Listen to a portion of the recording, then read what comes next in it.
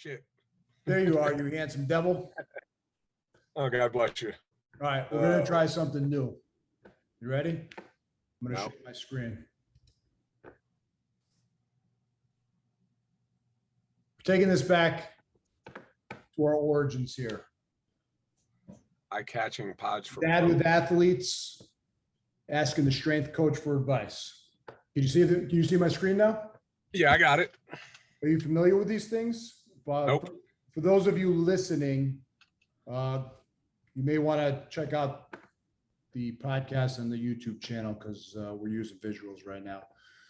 So I'm sorry, Mark. Are you familiar? Chris is getting fancy on us. Oh yeah, oh yeah. Do you know these? I see what we got. Blazepods?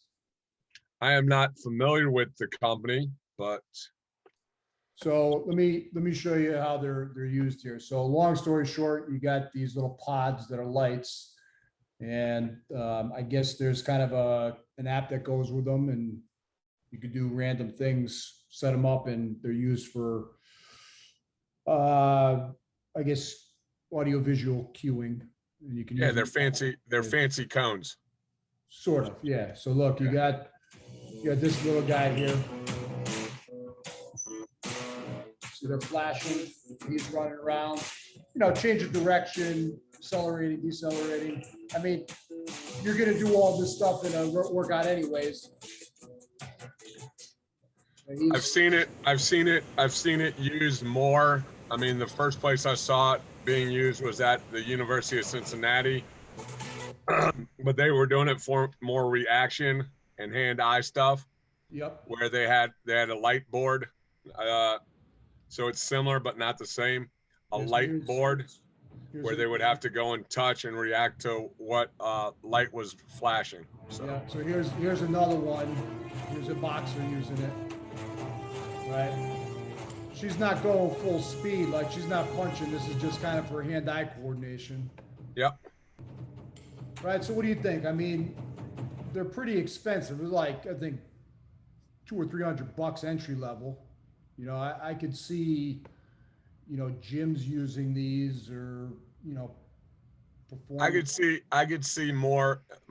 I mean, definitely, I would see performance coach using them because they are kind of taking the mobility, agility, a change of direction, acceleration, deceleration up a notch, where instead of going to cone 1, cone 2, cone 3, cone 4, you're reacting to a red or blue or a sound. I don't know if they make sounds or not, but a red light, a blue light, a green light. I mean, you probably have a bunch of different ways that you can adjust the pad or I don't know what they're pods, I guess they're called them. So good for the company that came up with them. I mean, yeah, it was just, if you want to send us a couple to try them out, I'll be more than happy to use them. I see, the first place I saw them, our friend, Dr. Josh Lander, who's, his main gig is a chiropractor, but me and Mark know him well, and he's got a lot more tricks up his sleeve than that. He's spoke at one of our camps that we had a few years back, but I know he used them. That's the first time I saw him with his clients that have Parkinson's disease, to be able to train coordination better. Yep. But, in terms of use with athletes, I saw it the other day, and obviously it's heavily marketed. So it seems gimmicky. And then I try to go kind of do some homework and see if there's any scientific articles on it or something like that. But I mean, I could just tell from my experience, and you have way more than I do, but like, that one kid that was doing the acceleration, deceleration, change of direction, it's nothing new. Like you said, it's a fancy cone. Like you'd probably do that drill with that kid and set the cones up, but now you're just adding kind of a visual cue and some randomness to it. It's becoming more, I hate saying it, more sports specific, but the reason it is becoming that is because of the variability. When I do cone drills and stuff like that, I will change up what cone is what number, I will change the order that we do it in. They will have to react to what number I call, or you can have different colored cones. And so they have to know that in the right corner is red, in the left corner is yellow, the bottom left is green, and the bottom right is black. And you just say black, red, yellow, green. Like, you don't even have to have a pattern in mind, but you can just change it up randomly. Like when I would do it with numbers, it'd be top left would be 1, top right would be 2, bottom right would be 3, bottom left would be 4. So it's a square. But then I would change it up. Top left is 3, bottom left is 1. Like, I would just change up the pattern, and I would change up, okay, going out, you're gonna sprint, coming back, you're gonna backpedal, going out, you're gonna slide, coming back, you're gonna backpedal. And then I would just change it like that. So, you know, if you have an experienced strength and conditioning coach that kind of knows what they're doing, like myself, then you're going to get that with your program and a workout program, hopefully, to get you better prepared for what you need to do. But you know, if you don't have that availability and time or resources to have that, something like that product would be perfect. All right, so Blazepods gets the Spellman stamp of approval then. Well, I mean, if they really want the stamp of approval, you'll send me 8 of them and I'll try them out with my clients. I mean, that's the reality of it. Like, I don't endorse anything until I try it. So, like, I'm wearing my David Goggins shirt, you know, you don't know me, you don't know me, son, because that's the reality of it. You know, I follow David Goggins. I like what he's about. You know, he's about getting after it. He tells everybody he's not for everybody. And that's the reality of it. I mean, if you want somebody to hold your hand and coddle you, don't follow David Goggins. No. I mean, just that's not gonna be your cup of tea. I mean, but read his books, because his book is phenomenal. Yeah, I mean, like, once again, and I think we've hit on this a bunch of times. Success leads clues. Like, if you want to be successful, find somebody that's been successful and done something that you want to do, and kind of follow their path. I mean, obviously, blaze your own path and do your own thing. But once again, I mean, you can cut out a lot of headaches and a lot of heartaches and a lot of issues if you find out the people that have been successful doing what you want to do and kind of emulate how they did it. Yeah. As long as it's ethical. Yeah. You know. All right. So on the keeping on our the agenda. You weren't lying. You came in hot. Oh, I got more. Staying on task here. The task. Yeah, we are tight on time. We are tight on time today. We got about 15 minutes. We got this podcast. We could go in a lot of different directions, and we have. And I think when we come down to exactly where we're trying to go, our number one focus is the athlete. I would, you know, we could put this up for argument, but our number two person that we're trying to speak to is the athlete's parents. And then, of course, you know, we've got a lot of strength coaches and coaches and administrators that we brought on here, and we talk about just general collegiate stuff that and you know, the industry of sports and conditioning, which, you know, might, you know, be entertaining to a particular crowd, but certainly those athletes and parents can get a lot out of those talks. Well, one of the questions that I keep bringing up to many of these strength coaches that we have on here is, what can a kid who has dreams of playing in college or in professional do to better himself outside of, you know, being more skillful in their particular sport? And we've had a lot of different mixed answers. And there's kind of this ongoing question of whether or not a strength coach wants a blank sheet or someone who knows what they're doing. And I think that's a question we're going to continue to explore. I don't think maybe there's any right answer, or, you know, it's something that's we got to keep chipping away at. But so far, I think what we've come up with, it's kind of a mixed bag. There's some coaches who think that someone who has some experience is going to be, it's going to be easier for them to teach them in the gym. And there's others who think that it could be a problem. And I think for the ones that think it could be a problem, I certainly see the argument.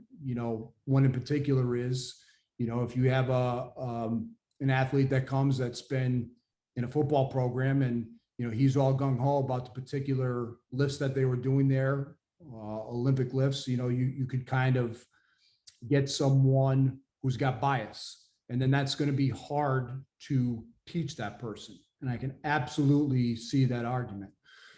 But I think the angle I'm coming at stems from my own experience as an athlete. And what I'm trying to do as a father for my son. One of the patterns that I see with the collegiate strength coaches is you guys, especially D1 and the high D1 coaches, you're getting the superior athlete. You're getting that genetic masterpiece, right? So a lot of times we've talked. Sometimes. Yeah. I mean, certainly. Sometimes you're being given chicken shit and told to make chicken salad out of it. Yeah. It doesn't work. I mean, we've talked about it before on the podcast and off with a lot of different people. I know I have. I know one in particular that I'm thinking of that I've spoken to on this, but there's the elite athlete. They're born that way. Yep. And there's other elements that involve success, including hard work, even if you have those genetics, right? And if you're a D1 scholar athlete, you probably have some natural genetic blessings, and you've put hard work in, right? Well, and I think one of the big things is that as you go up higher in level, everybody that's still playing in the NBA right now, you still have 4 teams playing. All of them are very similar in abilities as far as basketball goes. But what's going to separate them from the team that they're playing against? And I always went back to it because when I was at Fairfield, I viewed the MAC conference as very similar as far as the athletes' abilities and what they had, because they're at Fairfield and in the MAC conference, because their abilities weren't as great as going to an ACC school, a Big 10, a Big 12, a Pac-12, anything like that. They were good enough to get a Division I scholarship or good enough to play on a Division I team, but to make sure that they were very successful at their athletic endeavors, they had to be more robust, they had to be stronger, they had to be fitter, they had to be healthier. And, at the same point, they had to kind of have an attitude about themselves. And that's where I think the strength and conditioning side of the department comes into play. Now, that being said, I've had athletes, and I'm going to hammer this one down until I'm dead. But you got to meet your athletes where they're at. If one of the NBA jobs that are open that I've applied for, when I get the job, I got to talk to the athletes and see what's worked for them to get them to that elite level. Now, it's not my job to go in there and change everything that they've done, but it's my job to meet them, talk with them, get to understand them, have a personal relationship with them so that they know that I care about them as a person first and foremost. And then what we're trying to do in the weight room is going to help them perform better on the court so that they can have a longer career and make more money. And if you go and talk with any professional athlete and go, listen, the stuff that we're going to do is going to help you be healthier. It's going to help you perform at a higher level. It's going to help you perform for a longer period of time.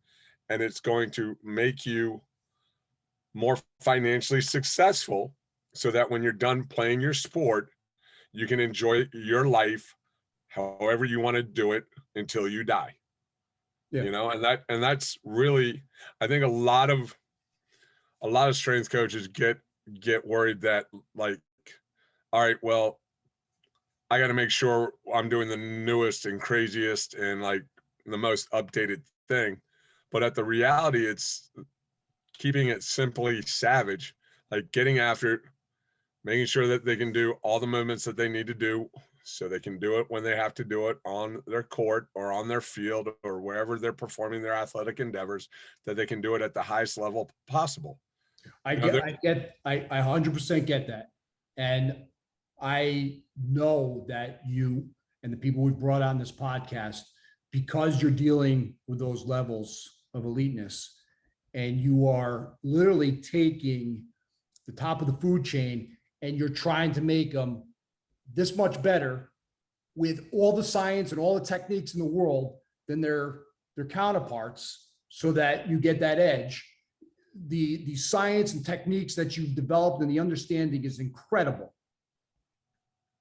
But how do we take that understanding and pass that down to the people who've not achieved that elite status yet? Because I know from my experience, to say I had no natural ability wouldn't be accurate, but I wouldn't say I'm not an elite D1 athlete. I wasn't. I didn't make it that level. I was a D2 athlete.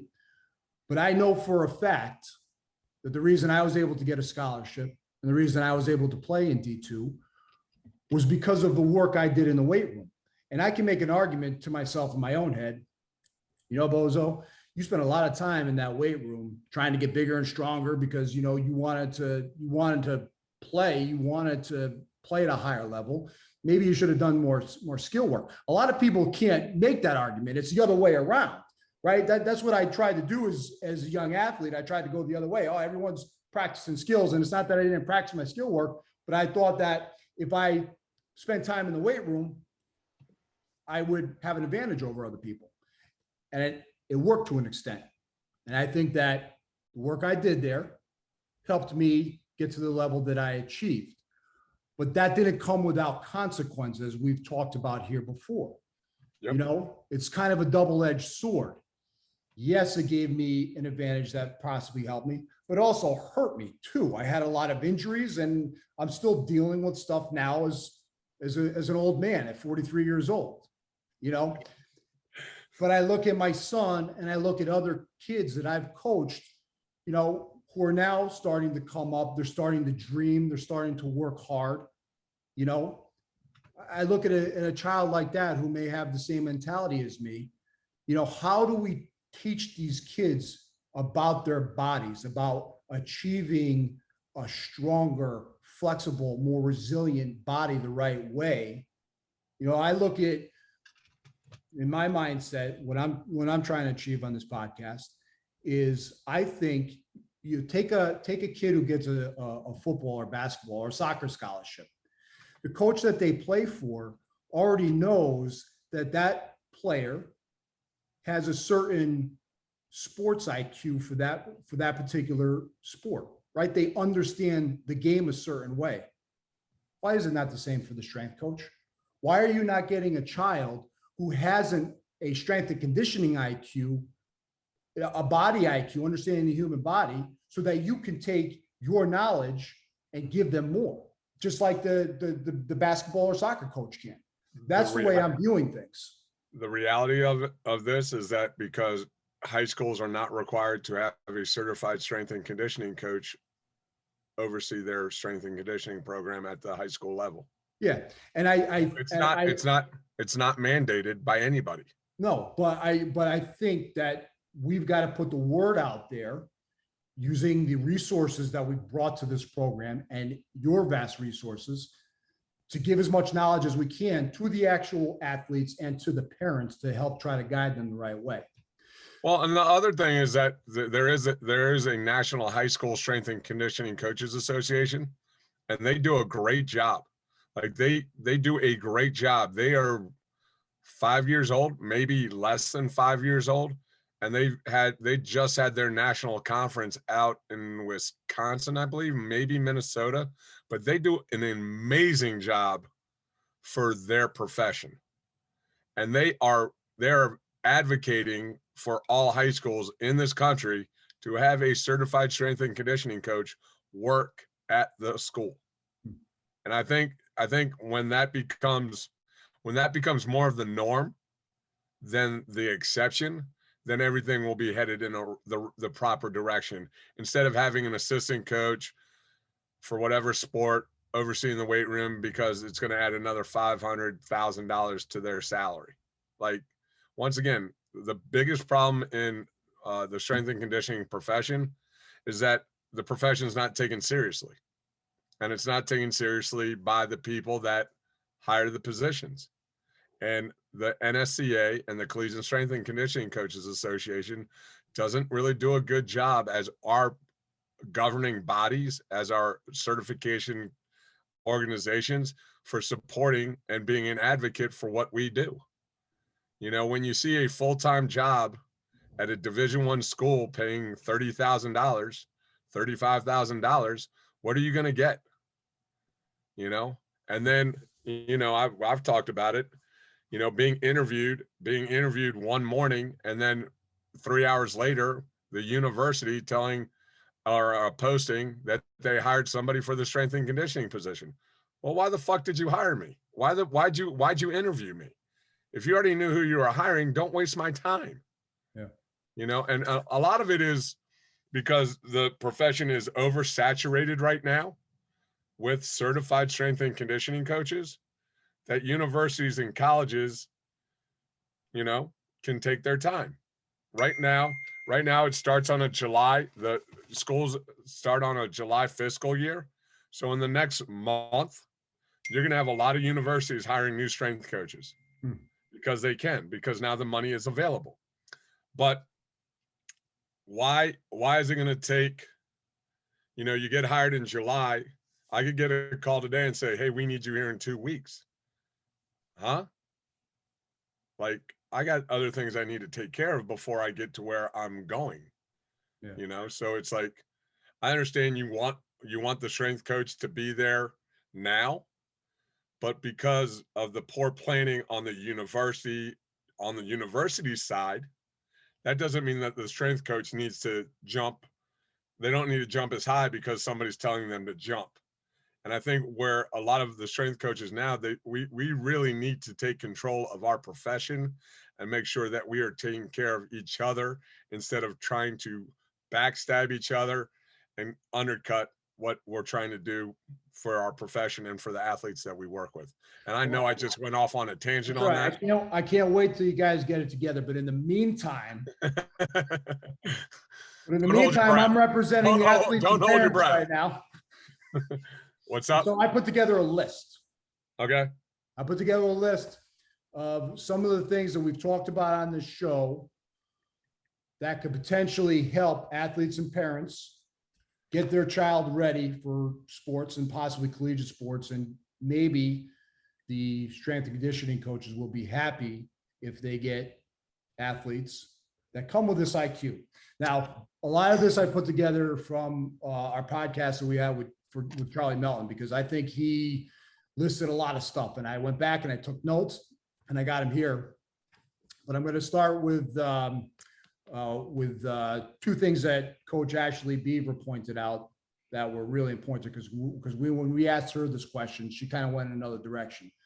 So she said the 2 most important things that parents and young athletes could do to help their children is 1, teach them how to sleep correctly, get the proper amount of rest. And 2, nutrition, putting the right things in your body. We're going to start with those 2. Yep. Now on to the actual physical stuff. Okay. But getting back to that, sleeping is the number way to recover. Yeah. So if you get proper, I mean, I can work on 4 to 6 hours. I probably don't do it that well, but optimally it's 8 to 9 hours. And there's a study by the Stanford University men's basketball program. They did a bunch of tests. They required all their athletes to get 8 to 10 hours of sleep over a month period, however long the study was. And they showed everything improved. Imagine that. Yeah. And then the nutrition portion puts the right chemicals in your body to repair your body, to make sure your body functions correctly and to make sure you have enough energy. Did I miss anything there? Nope. All right. So before we get to the list comprised of Mr. Melton and things that you've said before and a couple of other of our esteemed guests, I'm going to go out on a limb with my little bit of knowledge and say the most important thing for, let's say, 4th graders through 12th graders. Okay. Is posture, alignment, and body awareness. And we'll get to the reasons why in a moment. Go ahead. What were you going to say? The other thing would be how to move efficiently, effectively, and effectively. How to move your body. So now here's the list: push-ups, pull-ups, body weight squats below parallel with good form, the barbell complex, which I'm sure you could touch on better, but I'm assuming that's all the different movements that you can do with a barbell that you may see in a gym without any weight. Yep. Right. So just the movement, perfecting the movement and your posture in those movements. Yep. I'd like you to be able to hinge at your hips. I'd also like you to be able to do single leg exercises without a deficiency from one side to the other. I'm looking at a horizontal push, a horizontal pull, a vertical push, a vertical pull, and then I'd like you to carry something heavy. So. Yep. So the other parts were animal movements. Yep. And throw medicine balls. So that's the list from Charlie. Yep. I like it. The things that you and I have thrown in before, I think to add to that, number one, play multiple sports. Throw yoga and martial arts in there. Martial arts, because it's kind of comprehensive movement. You're moving your body through different angles. You're stretching. It's power, it's strength. And I would say that from my perspective, a striking art is good. Any martial art that's got discipline and teaches things is going to be adequate. But certainly, I think the top of the food chain is jiu-jitsu. And I say that because it's something where you can have someone almost trying to rip your head off.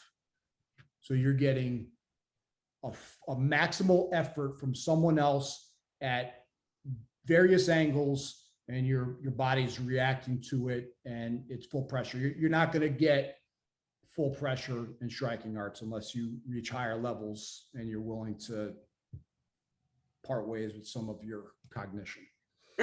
Well, and as we talked with Bill Parisi, I mean, it's about training the fasciist system too. Yeah. You know, and two people that are big proponents to Brazilian jiu-jitsu. I mean, I couldn't tell people enough about how to do that. Like I would tell everybody to get their children into it as soon as possible, and to understand that it's gonna take a while to be good at it, which is fine. I mean, it's a process, and it's about embracing the process. If you want to get good at something, you got to do it more often, and you got to do it at a higher level every time. The other thing that I would say, getting back to what Doc said last week, it's about being mindfulness. And, not only including the yoga, but the meditation and a mindfulness practice. Yeah. And also Brett Denkin that we had on last week about sports psychology and meditation. And I'm sorry that I wasn't there, but I was on vacation and the weather was crappy. But I have listened to it, and I'm a big one, not only with meditation and mindfulness, but also breathing. Yeah. And how if you can control your breathing and get into a good breathing pattern, it's going to put you back into a parasympathetic state, get you out of a sympathetic state, which is going to help you recover quicker. Yeah. So. Martial arts is good. If you're doing a martial art, the instructor should be talking about breathing, because you could talk about the theory of breathing, but you have to put it in practice with a physical movement. So martial arts is good for that. I think the top of the food chain for breathing is probably yoga. And the other important thing about yoga is how it teaches posture and alignment. And just like everything else in sports and anything that you want to be successful in, repetition is the mother of mastery. And just as if you're a soccer player and you're doing dribbling drills with cones or Blazepods, and only need 8 of them. yeah. Or if you're a collegiate athlete and you're in the strength room, it's repetition. It's repetition that's making you stronger. It's repetition that's making your skills better. It's the same thing in yoga. Repetition is making your posture and alignment better so that you stay aligned, you have good posture when you don't have to think about it. But that takes repetition. You have to go through the you have to go through the actions in order to attain that over and over and over again, and use your breathing while you're doing it. And I would also argue that same concept needs to be taken over into the barbell complex and learn those movements with correct alignment, correct posture before there's any loading. Everything I would say learn them first without a bar. Yeah. Yeah. Just learn how to move your body in the different positions that the complex has you do them in. I would invite and entertain anyone who wants to talk about this list that we just talked about. And that's because I think this is just the beginning. But I think that if we work on this, I think those things that we mentioned today, if you take an athlete who's somewhere between 4th and 8th grade, and especially high school kids, if they really study this stuff and learn this stuff and go through the actions of these things, just like they do a regular sport, I think once they're handed over to their collegiate strength and conditioning coach, you guys are going to have a much easier job. Not an easier job. You're going to be able to do your job, which is making sure the athlete performs better and they are more resilient. Well, they're also going to have an understanding about their own self. And, athletics as a whole, it shows you the kind of individual that you are and that the kind of person that you can be. I mean, and I firmly believe that through athletics, people can really try and find the best version of themselves. It's great to win championships, and we've talked about this, but at the same time, like if you win a championship, but you're a douchebag, I mean, you're still a douchebag. You just got a nice ring now. I mean, it's about being a good person at the end of the day and trying to help people. Part of the reason I'm so involved in the podcast and have enjoyed being, the co-host with you is that, it gives us an opportunity to give this information to other people. Yeah. And hopefully, I'm real excited. I talked to you before we got on the line, on the line, to quote one of my favorite movies, before we got on, is that, we got a list of guests that, we've been lucky with the guests that we've had, but we've got some freaking superstars coming up that we're going to have an opportunity to talk with and want to be on the podcast. Yeah. So I'm think, excited about it. Just to parlay what you're saying about sports, someone could step back and look at me and say, hey, look at this guy, this guy started a podcast. He's a father. He just wants, his son to be a good athlete. And, there's a line between, being a toxic parent, and there is, right? There's a line. But, we all, if you're competitive, if you've been an athlete and, you've had children, there's something there's something innate inside of you that wants to pass that along because that it's helped you along your way in life. Sports is an allegory, right? All the things that we talk about repetition, talent, hard work. Okay. Consistency being the king too, or queen, however you're looking at it. Treating people the right way, learning how to take a loss the right way, trying different things, throwing out what doesn't work and keeping what does. It's just an allegory, because all these things that I want my child to learn for sports, I don't care what he does or she does, what sport she plays, what they want to do. It's about success. It's about developing a human being to be able to forge life on their own. Well, and also that's our job as parents. But and to make the world a better place. Yeah. Like if you when you die, if you haven't positively impacted somebody else's life and made their life better, you wasted your time. Yep. You wasted your time here on the planet. And you're probably pretty much a douchebag. But other than that, it's like I want all three of my kids to be better than me.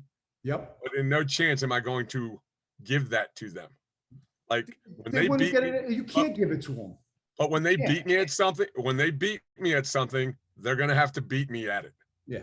I'm not going to let them win. That's not good for your children. Okay. No. Now, I'm not telling you to go out and lower your basketball rim and dunk on them. But if you're going to play them in basketball, you better play them in basketball, because there is going to be that time that they are going to beat you.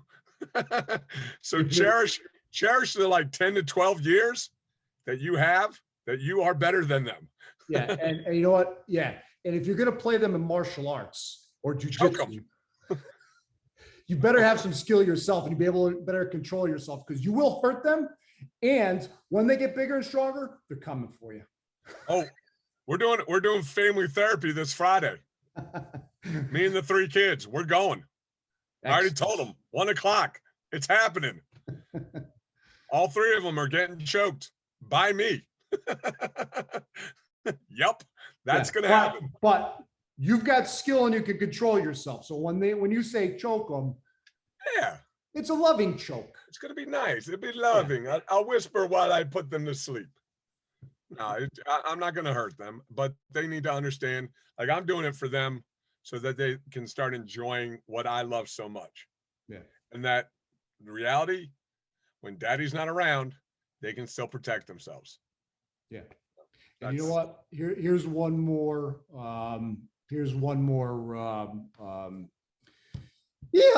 For martial arts. I have no words, so I went with sound. One of the things I realized when I was training, as a young man, we train on a Saturday for 3 or 4 hours, and we were in our 20s, so we'd go out to the bar afterwards, and we just wanted to hang out and have a good time. But you had these guys who would go to the gym and lift weights all day, and they came in, puffing their chest out and looking around, trying to prove themselves. And that's not what we didn't need to do that. Like, everybody needs to do that. I'm not knocking that. I think that's something ingrained in humans, mostly in men. And it's got to be refined. You've got to have an outlet for proving yourself. You do, but when you do martial arts and you're letting all of that out, and you're being humbled quite a bit. Even if you're good, there's someone just as good as you. You're being humbled. Once you get that out of your system, you can just live life, man. Yeah. You just flow and have good relationships with other people. There's nothing to prove anymore. So you're giving something to your kids down the line where they're not going to get themselves into trouble, because martial artists, they proved themselves already. They don't need to go out looking for fights. They don't need to peacock. So one of the best stretches I had was when I was working at the New Canaan Y. I'd get up every morning and I'd go do jiu-jitsu from 6 to 7:30 every day, Monday through Friday. Didn't matter. I went. I got okay at it. I'm still bad at it. I'm better than people that don't know how to do it, but I'm not as good as people that have done it for 20 years, shockingly. And part of the reason I did it was because every Saturday you would beat my ass for at least an hour and a half every Saturday for a year. And I still remember. You paid me to do that, by the way. I did pay you to do that. Like, that's the sick part about this. And then there was one day where I somehow I tapped you, and I ran around like I had just won like the lottery. Yeah. But I also just poked the bear because I don't think I tapped you ever again. Yeah, but that's the reality of it. It's like, and for me, you know, that's not a blow to the ego. That was a pat on the back, because I learned what you're supposed to do as a trainer. You're supposed to make the person you're teaching better than you. And that's what a lot of trainers don't understand. You know, it's not, my ego is not attached to the methodology that I use. I just want what's best for the people that I'm working with. So the more, for the young strength coaches that are listening to this, hopefully you learn as much as you can. So when you are dealing with multiple athletes, that you can meet them where they're at and help them be better than they are currently and can be the best version of themselves. Let's leave it there. We are the Athlete Hackers. Yeah, we are. And I'm Mark Spellman, damn it. You can find us on YouTube. You're probably watching us now if you already found that, because we've got visuals on this one. If you're listening to us on Apple Podcasts, on Spotify, on Google Podcasts, on CastBox, whatever podcast service you're using, watch us again on the YouTube channel, because there's visuals in the beginning. You're going to need to see them. Plus, you get to see our pretty faces. If you want to be on the show, info@athletehackers.com. Peace. I'm Mark Spellman. That's Chris Schrade. All my best. God bless. And peace. See you later.